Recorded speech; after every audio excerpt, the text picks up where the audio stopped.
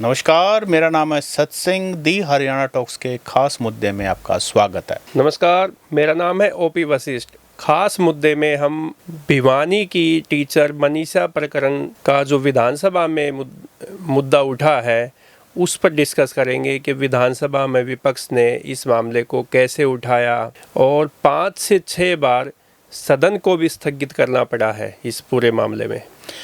पहला दिन मॉनसून सत्र का पहला दिन और पहले दिन ही मनीषा प्रकरण वाला मामला छाया है, गूंजा है और कांग्रेस जिसके 37 विधायक हैं इस बार हाउस में बेटी बचाओ बेटी पढ़ाओ का नारा लगाते हुए विधानसभा के वेल में गए और जो स्पीकर साहब है उनको 6 बार स्थगित करना पड़ा सारा जो ना हाउस। और मुख्यमंत्री ने भी सर्वदलीय बैठक बुलाई कि हाउस को चलने दे और उसका परिणाम क्या हुआ आज की चर्चा जो हमारा मुद्दा रहेगा खास उसमें हम आगे करने वाले हैं। हालांकि मुख्यमंत्री इस मामले में पहले ही यह स्पष्ट कर चुके हैं कि मनीषा प्रकरण की जांच की सिफारिश हम पहले ही सीबीआई को कर चुके हैं, ये मामला सीबीआई को दे चुके हैं। इसी दौरान भिवानी पुलिस ने सीबीआई को चिट्ठी लिखी है और केस हैंडओवर करने की फॉर्मेलिटीज़ आज पूरी होने को हैं। एम्स का जो तीसरा पोस्टमार्टम हुआ उसकी रिपोर्ट आनी बाकी है,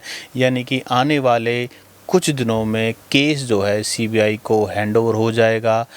तो ओपी जी, आज जो ना मनीषा वाला केस है, चूँकि सभी हमारे ऑडियंस सब्सक्राइबर्स जानते हैं कि 11 तारीख को मनीषा मिसिंग हुई थी, 13 तारीख को डेड बॉडी मिली और उसके बाद first postmortem Bhiwani civil hospital में, फिर सेकंड पीजीआईएमएस रोहतक में, थर्ड एम्स के अंदर।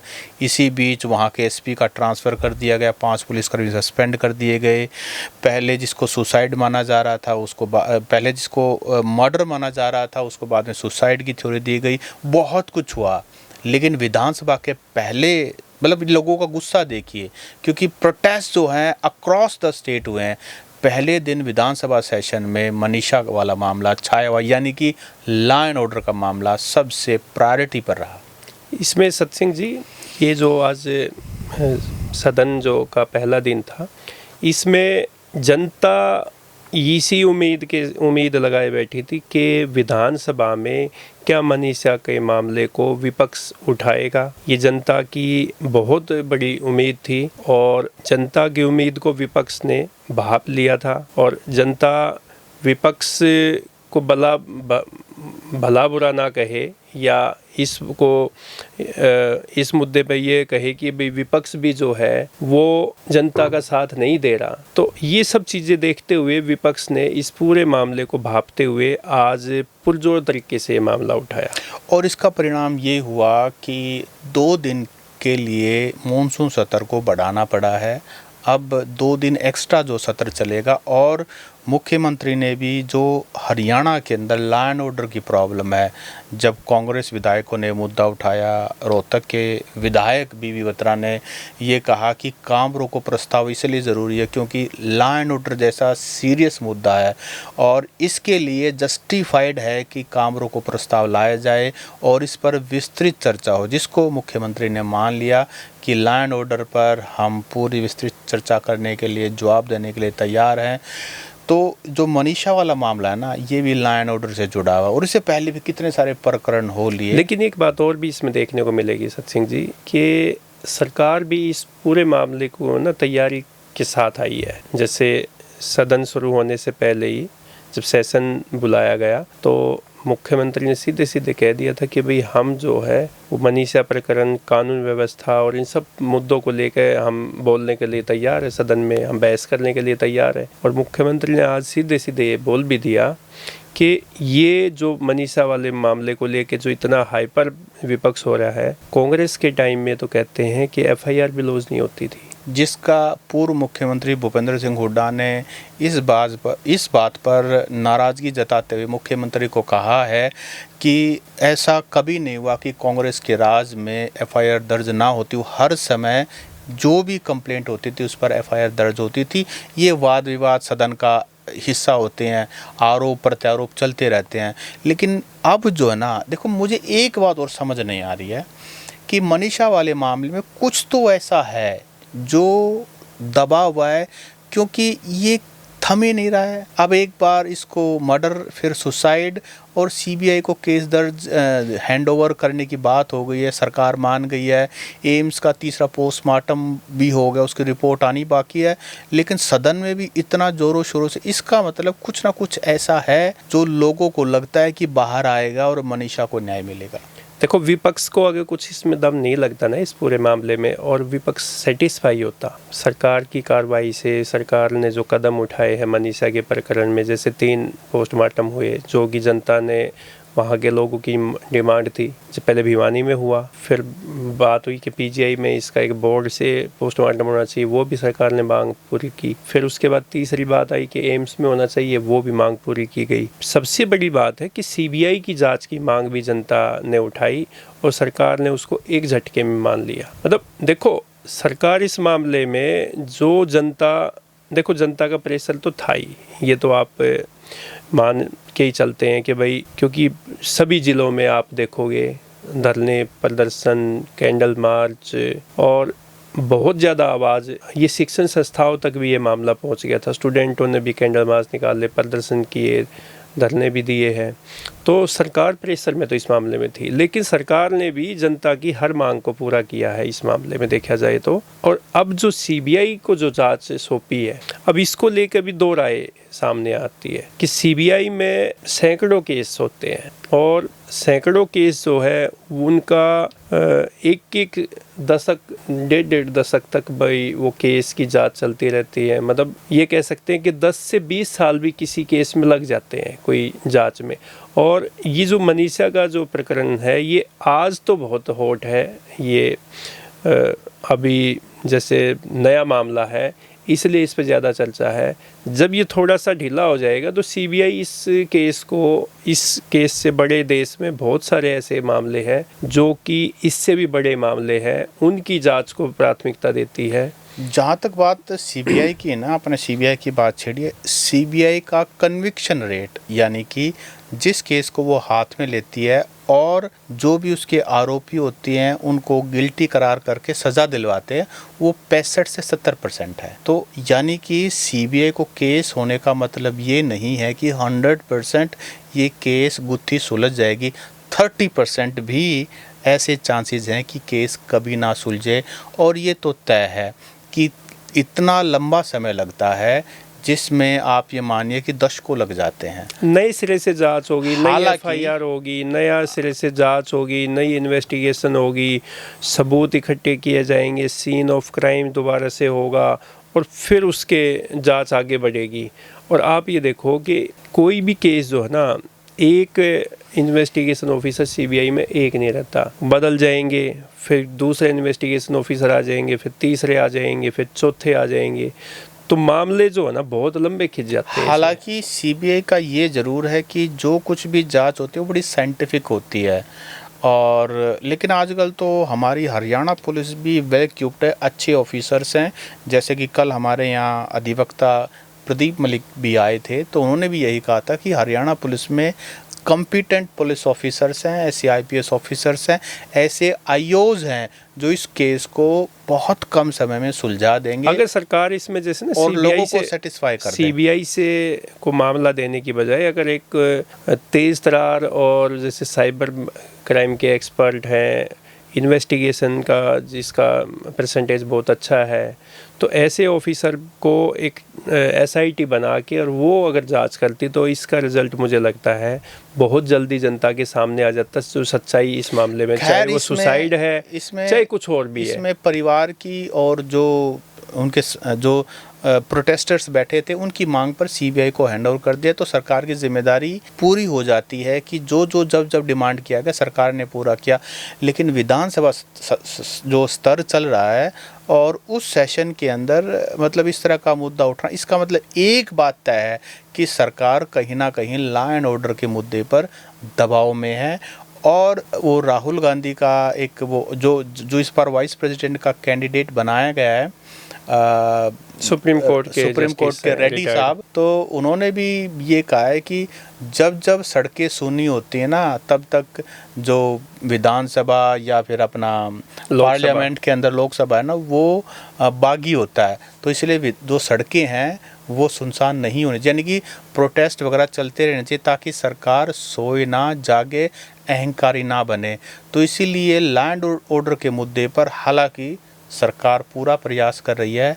बहुत बार मुख्यमंत्री की स्टेटमेंट भी आ चुकी हैं कि हमने खुली छूट दे दी है, मिट्टी में मिला देंगे, और कई बार वो अपनी इमेज इस तरह की बीजेपी के ट्विटर हैंडल से आती है जिसमें सीएम साहब बीच में बैठे हैं, गुंडे पिटे हुए उनके चरणों में लेटे हुए हैं, लेकिन ग्राउंड पर कोई भी इस तरह का नहीं, इसमें सतसिंह जी देखो, जो बात है वो होनी चाहिए, और लोग भी जो है वो हमारे तो दर्पण तो जनता ही है, वही बता देगी। मतलब पुलिस ऐसा नहीं है कि काम बिल्कुल ही नहीं कर रही है। पुलिस आए दिन बदमाशों के साथ एनकाउंटर भी कर रही है। अभी आप रिसेंटली देखोगे रोहतक में 2-3 दिन में 2 एनकाउंटर हुए हैं, बदमाशों को पकड़ा है। और एनसीआर में कई ऐसे मामले सामने आए हैं कि बदमाशों के साथ एनकाउंटर हुआ है। तो पुलिस काम कर रही है। पुलिस को मतलब जैसे यूं भी नहीं कह सकते कि पुलिस हाथ पे हाथ धर के बैठी है। ये कह सकते हैं कि पुलिस से उम्मीद जो जनता कर रही है, जितनी उम्मीद अपेक्षाएं जो जनता रखती है, वो उसके अनुरूप काम नहीं हो पा रहा है। क्योंकि हम ये कह सकते हैं कि जो गैंगस्टर है, बदमाश है, वो उन पर जो खाकी का और जो पुलिस का जो डर है ना, वो कम हो गया है। इसके अलावा ना ये तो मुद्दा है, क्योंकि पब्लिक तो एक्सपेक्ट ये करती है क्राइम होना, लेकिन जो पुलिस का रोल है वो क्राइम होने के बाद ही शुरू होता है अनफॉर्चुनेटली। हालांकि होना ही चाहिए, पुलिस का दबदबा ऐसा होना चाहिए क्राइम हो ही ना, लेकिन इसके पीछे मल्टीपल फैक्टर्स हैं। Multiple factors in the sense unemployment बहुत बड़ा रीज़न है, बेरोज़गारी ना बहुत ज़्यादा है। दूसरी बात, पुलिस में रिसोर्सेज भी बहुत कम है, बहुत कम पुलिस फोर्स में भर्ती हुए कितना लंबा टाइम हो गया है। अभी होम गार्ड से काम चलाना पड़ता है। एक हमारे हरियाणा पुलिस के सीनियर पुलिस ऑफिसर से बातचीत हो रखी थी कानून व्यवस्था को लेके, तो उन ऑफिसर का ये कहना था कि हरियाणा पुलिस में अफसर ज़्यादा है और कर्मचारी कम है। यानी कि सिपाही, हवलदार, एएसआई जो फील्ड में रहने के लिए, जो जनता के बीच में रहने चाहिए, रोड पर होना चाहिए, उनको पीसीआर राइडर पे होना चाहिए ताकि वो एकदम से जनता के बीच में जा सके। कोई मिस हैपनिंग होती है, कोई माहौल ऐसा लगता है कि वहाँ पे ख़राब हो सकता है, कोई व्यवस्था बिगड़ने की बात कहीं पे आती है, तो वहाँ पे पुलिस की जो नफरी होनी चाहिए प्रदेश में उतनी नहीं है। अफसर है, वो अपने ऑफिस में बैठ के आदेश देने वाले अफसरों की संख्या ज़्यादा कह सकते हैं, ज़्यादा तो नहीं है मतलब, लेकिन ज़्यादा अफसर है, और नीचे फील्ड पे उतरने वाले कर्मचारियों की संख्या बहुत कम है। क्योंकि फील्ड वर्क करने के लिए इन्वेस्टिगेशन ऑफिसर भी चाहिए, आपको थानों में पुलिस भी चाहिए, आपको 112 के अंदर स्टाफ भी देना है, आपको ट्रैफिक भी संभालना है, आपको जो कुछ भी करना है, जो असली जो पैर हैं पुलिस के, असली जो आँख नाक कान है, वो तो ग्राउंड पर जो सिपाही हैं वो हैं। और फिर उसके बाद एक आईओ बनने के लिए आपको एक एक्सपीरियंस चाहिए, एक पढ़ाई पूरी करनी चाहिए। तो एग्जैक्टली में आईओज़ की तो बहुत ही बड़ी शॉर्टेज है। तभी तो आप देखो ना, थानों में कितने ऐसे मामले हैं जो लंबित पड़े हैं, पेंडिंग केसेस है, सुलझ नहीं पाते। कितने क्रिमिनल ऐसे हैं जो मोस्ट वांटेड है लेकिन पकड़े नहीं जाते। और एक ही आईओ के पास मल्टीपल रिपोर्ट्स। जेल से जो बेल जंपर है, आपके जो पैरोल पे जो आए हैं, वो कितने लोग ऐसे हैं कि जो पुलिस उनको पकड़ ही नहीं पाती। तो आप जो बात कर रहे हैं वो ये है कि जो पुलिस का जो काम है ना, पुलिस का काम है नागरिकों की सुरक्षा करना, सेवा, सुरक्षा, सहयोग। लेकिन पुलिस जो काम कर रही है वो बिजनेसमैन का कर रही है, वो डॉक्टर्स का कर रही है, वो वीआईपी नेताओं के साथ उनकी फोर्स लगा रखी है। अगर फोर्स काफ़ी संख्या में है, जो कि जनसंख्या के अकॉर्डिंग, भौगोलिक जो स्थिति है प्रदेश की, उसके अकॉर्डिंग अगर पुलिस की भर्ती की जाए तो फिर बेशक आप वीआईपी को भी सुरक्षा में तैनात कर दीजिए, कोई दिक्कत नहीं है। अब नेता लोग जो है वो तो अपने लिए पुलिस के गनमैन उनको तो चाहिए, 2 नहीं 4 चाहिए, 4 नहीं 8 चाहिए, वो तो पूरे परिवार के लिए भी चाहिए। तो आप ये देखो ना कि कितने तो पुलिस के मुलाजिम ऐसे हैं कि जो कि अलग अलग लोगों की प्रोटोकॉल के नाम सुरक्षा में तैनात किए गए हैं। प्रोटोकॉल के नाम पे और बहुत सारी चीज़ों के नाम पे जो ना और जितने बड़े पुलिस के अफसर हैं उनको जितने अलॉटेड सिपाही होते हैं, स्टाफ होता है, उससे ज़्यादा रखते हैं। खैर ये लंबी चौड़ी एक अलग से पॉडकास्ट का मुद्दा है। एक और इम्पोर्टेंट मैं बिफोर वी सम अप एक और इस बार ना हरियाणा विधानसभा में एक और नई बात सामने आई है कि सिर्फ वही टीवी चैनल्स लाइव प्रसारण कर सकते हैं जिनको परमिशन हो, और उसकी परमिशन हरियाणा विधानसभा स्पीकर ही देंगे। और कोई सोशल मीडिया और कोई जो है ना वो नहीं कर पाएंगे। और जो टीवी चैनल प्रसारण करेंगे ना उनको अपना वाटरमार्क लगाना पड़ेगा, हरियाणा विधानसभा का वाटरमार्क लगाना पड़ेगा, और उसका कॉपीराइट जो है वो सिर्फ और सिर्फ हरियाणा विधानसभा के पास रहेगा। कोई उसको रीटेलीकास्ट नहीं कर सकेगा, और ये बात अगर कोई करता है तो उस पर कार्रवाई होगी। और जो एक्सपंस्ड उसके अंदर जो भी वर्ड्स होंगे या एक्सपंस्ड जो कंटेंट होगा उसको कोई नहीं चला सकता, ना उसको जिसको परमिशन मिली है, परमिटेड है, वो भी नहीं चला सकते। कोई उसको रीटेलीकास्ट नहीं कर पाएगा। अब आज के ज़माने में जब ट्रांसपेरेंसी की बात होती है कि सब कुछ पारदर्शिता तरीके से हो, सरकार की जवाबदेही हो, विपक्ष क्या कर रहा है, ये सारी चीज़ें हो, तो मैक्सिमम लोगों तक डेमोक्रेसी का क्या मतलब है कि मैक्सिमम लोगों तक आपके सदन की कार्रवाई पहुंचे ताकि वो लोग इंटरेस्ट ले। भागीदारी और कैसी होगी? तो सिर्फ सेलेक्टेड ही टीवी चैनल्स को इसकी परमिशन देना, ये भी एक डिबेट का इशू है।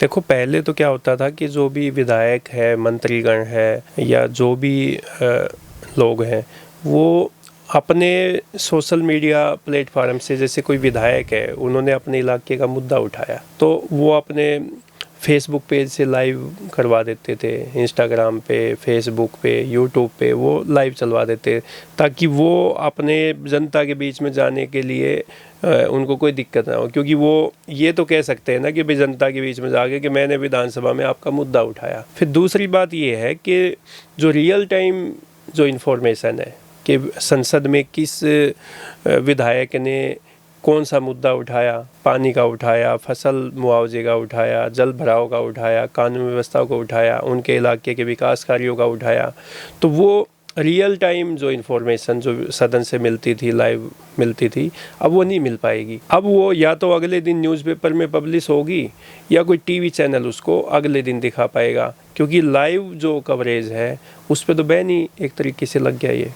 तो साथियों, आपको क्या लगता है जो मनीषा वाला मामला है, आज सदन में कई बार उसको कांग्रेस के विधायकों ने, विपक्ष ने उसको उठाया और सरकार भी लॉ एंड ऑर्डर की प्रॉब्लम को लेकर के, इस इशू को लेकर के डिटेल्ड में विस्तृत चर्चा करने के लिए तैयार है। आपको क्या लगता है, क्या इससे अकाउंटेबिलिटी फिक्स होगी, क्या कोई सुधार आएगा? ये कमेंट करके हमें बताएं।